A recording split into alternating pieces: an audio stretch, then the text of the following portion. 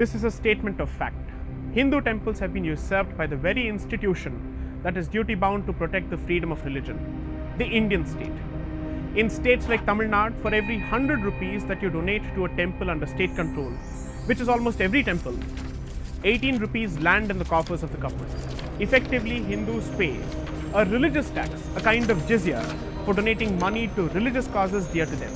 Remember that the next time you visit a temple. However, that's not all.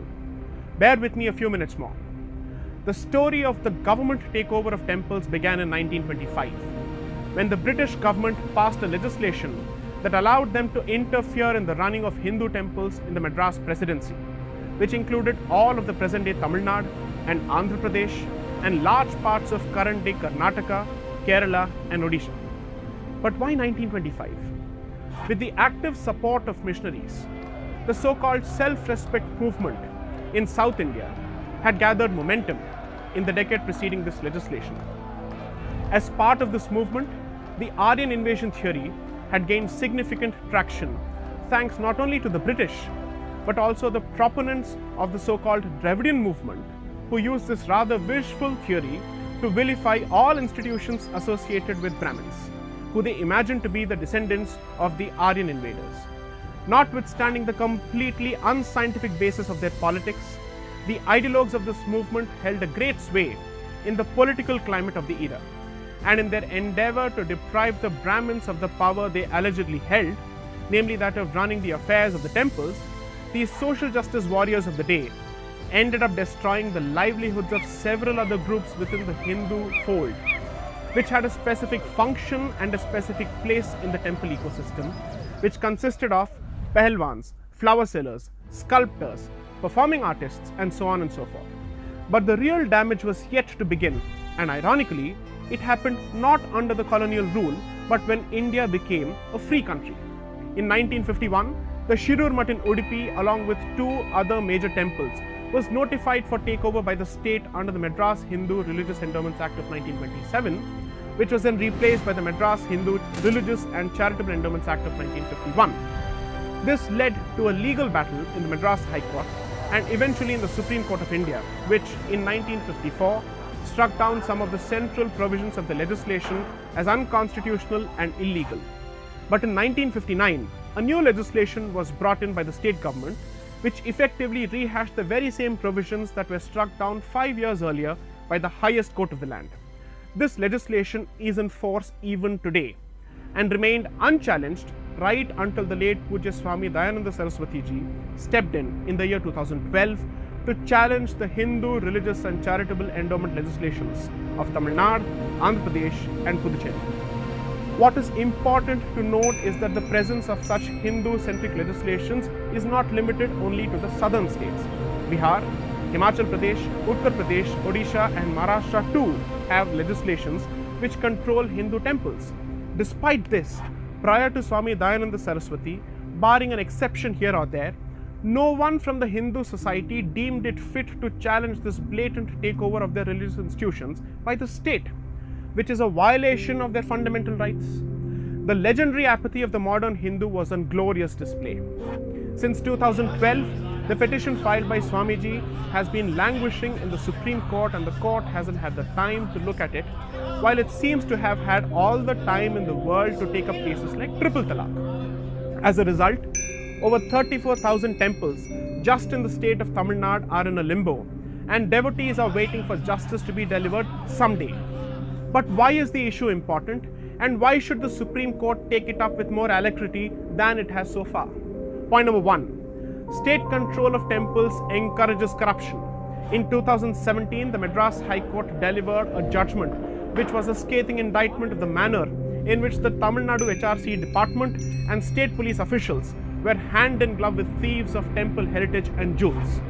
This was not a one-off instance, and such horrendous examples abound, where the meddling by the government in temple affairs leads to huge and monumental corruption. Point number 2. State control of temples is inherently discriminatory. India is a secular country, which implies that the state is equally distant from all religions. However, by interfering exclusively in Hindu temples and not in the places of worship of other communities, the state becomes explicitly anti-Hindu in its orientation. Point number 3. State control of temples weakens Hindus collectively. The Devaswam minister of Kerala took a lead role in the beef festival and is presiding over the institutions of that state. It was recently found that close to 40 employees of the Tirupati Devasthanam are non-Hindus, including the top executive who is a Christian. It is inconceivable as to why matters of a certain faith would be allowed to be managed by those who profess a different faith. Also, which non-Hindu religious institution permits a Hindu to preside over its affairs? Point number 4. State control of temples facilitates conversion. Because of the infiltration of the temple management by non-Hindus, the traditional ecosystem consisting of various castes and communities has broken down, and the people specializing in certain roles, such as sculptors, have suffered financially and have thus been made more vulnerable to predatory proselytization. Point number 5. Temples lose real estate under state control.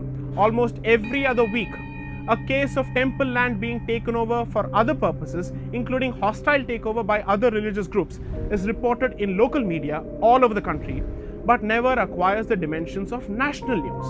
From 1959, at least 47,000 acres of temple land have been alienated from temples of Tamil Nadu alone without so much as a whimper from anyone. Point number 6.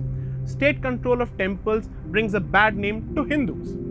Many of the temple practices that embarrass well-meaning Hindus, like darshan queues based on payment, are practices introduced and actively sustained by the government without the consent of the community, and Hindus take the blame for it. By imposing itself on the day-to-day functioning of temples, the state has ended up smothering the cultural life of India and thus has alienated Indians from their own roots.